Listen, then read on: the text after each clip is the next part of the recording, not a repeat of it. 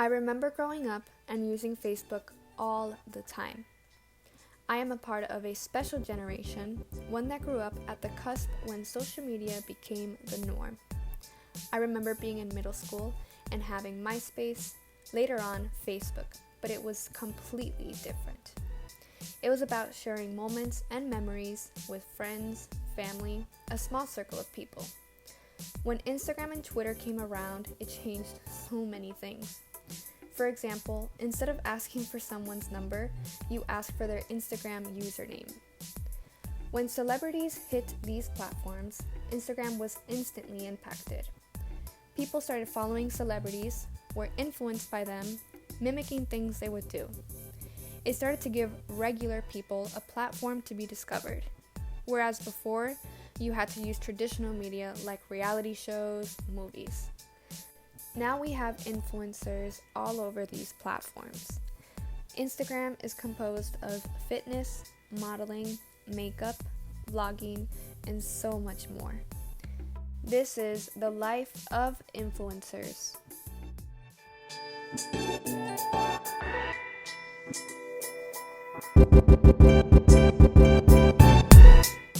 I had the pleasure of interviewing two incredible influencers and spoke about how they started on Instagram. Okay, so my name is Melanie Maulini. I am a professional model and I'm known for my work and for my personality. Well, basically, actually, I was at university, so that was like 6 years ago. And a friend of mine was like, Melanie, how come you're not on Instagram? Like, you're a model, you're at university, everybody's on Instagram, you're not. And I was like, no, I don't need it. And then she pushed me and she opened my own Instagram. That's how I started. Then, because of the modeling and the needs of social media platforms, I developed it as a model. So I basically put there out my work and my day-to-day life.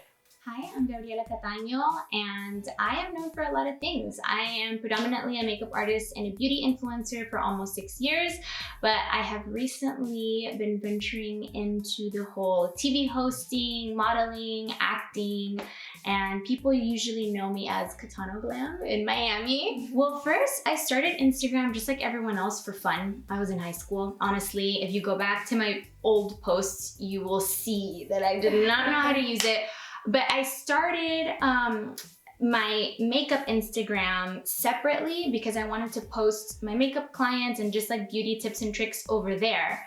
Then I decided to make my personal page public, and I really quickly got to over 10,000 followers because every time an article would come out about me, or if I would go on a show or something for some reason, they would search my name. So that one grew a little bit faster than my makeup one. My makeup one has a little over 15,000 right now, which is really good still. Really? And I have a lot of people local to Miami, but I'm starting to get more followers in LA and Mexico and stuff like that on that one. Everyone thinks that being an influencer is easy, but it takes a lot of hard work and patience. Social media has in some way invaded the space that used to be our private lives. Influencers experience this dramatically because they have to keep up with the platforms daily. For me, the hardest thing is to film every day. I am terrible at it. For me, it's like the day-to-day engagement that my followers are asking for. For me, it's super bad and I am terrible at it. I have to admit it. For me, it's super difficult to share my day-to-day life. Because for me, my private life, it's private. And sometimes I just don't want to share that much. And people really ask for that. There are lots of things that are hard about having several social media platforms. One is keeping up with all of them. First of all, being consistent and not losing your audience or your engagement on any sort of platform. Like I said, Instagram was pretty much my first one that I started with, but then I branched out to YouTube. I think YouTube is a little bit harder for me to be more consistent because the video quality has to be better than Instagram. And then the videos are usually longer, so you kind of have to dedicate more time. Thankfully, in the last year, I've been able to work with people as my assistants to help me with my content and kind of keep me scheduled. But honestly, it's a little bit of a balance between my personal life and scheduling everything for my social media. Just because you have 50,000 followers, it doesn't mean you're an influencer.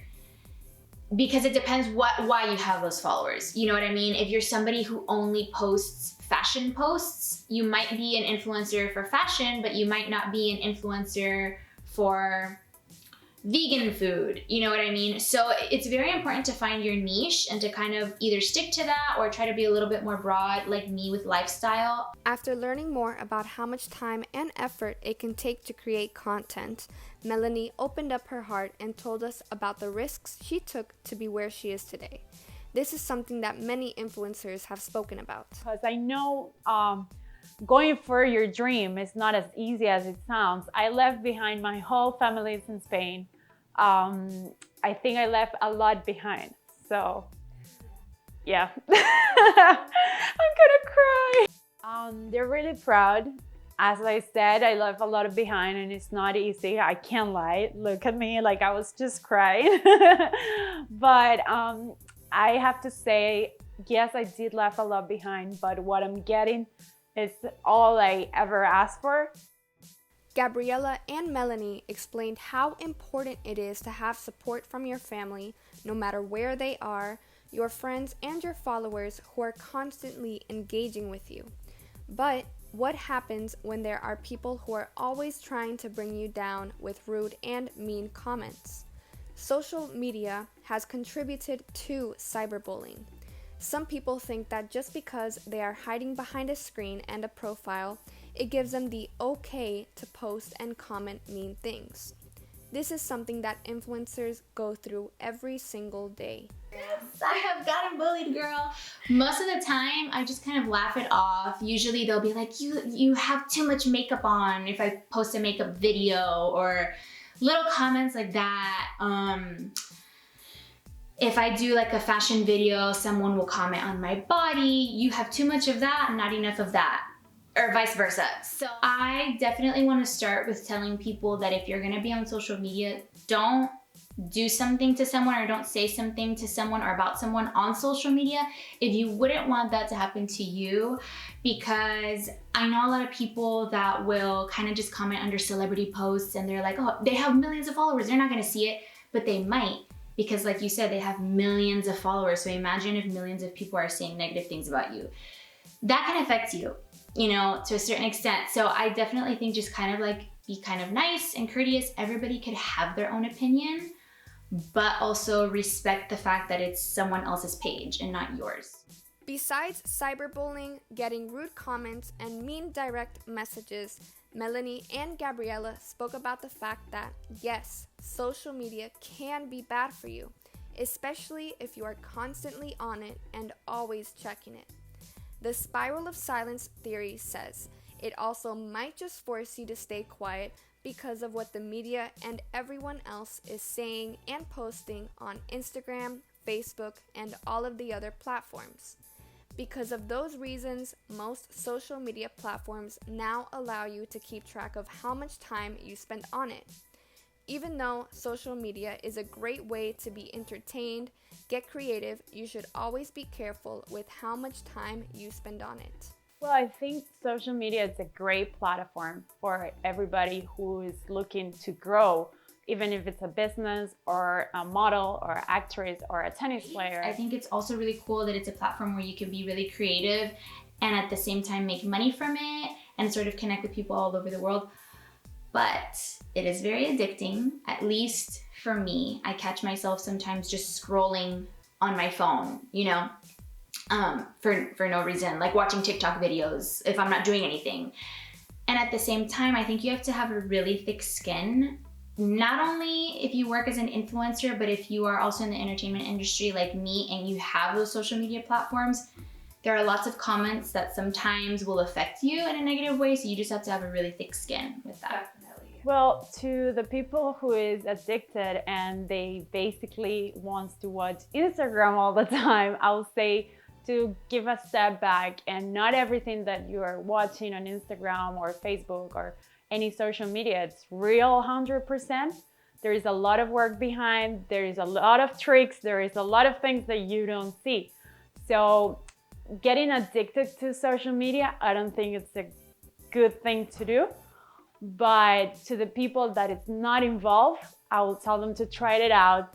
Just if they have a business or they have just a personal growth, it's a really good way to get out there and show what you're doing.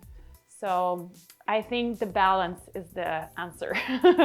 It's good to be aware of the good and bad when joining these social media platforms. Gabriella and Melanie shared the good they try to do when posting and interacting with their followers. I really love Instagram. I think that's my main platform because I love taking pictures, I love posting videos and all that. And there's lots of ways to connect. You can reply back to a comment, you can follow someone back, you can DM someone, you can tag someone. But I think people like it when I'm really real and I don't have makeup on, or I'm like, honestly, I just got out of bed and it's 5 p.m. guys and I ate a burger this morning. You know, like when I'm actually real with my followers, I feel like I get a bigger response. When I talk about mental health and anxiety or depression or something, which is something that a lot of us go through, especially social media influencers, I think, I get a lot of responses, a lot of engagement. People really like to see your personal side in social media. I try to express myself as I am. I try to encourage women and also models to not be ashamed of who they are, to really show your followers, to show them that yes, we do have stretch marks. Yes, I do have cellulites. I do have pimples. Like, you know, like I try to be as honest as I can, and that's what I try to share. I try to share that there's still good in this world, that there's still good people, and that we really want to help out. I believe that we need to show ourselves as we are and try to not hide anything. So that's why I try to communicate with them. Like, I am so proud that there is people watching what I do and that I can support them just by them watching me and my day-to-day life and how I am. So I just try to help them out, and I feel happy that there's people who wants to support me, basically.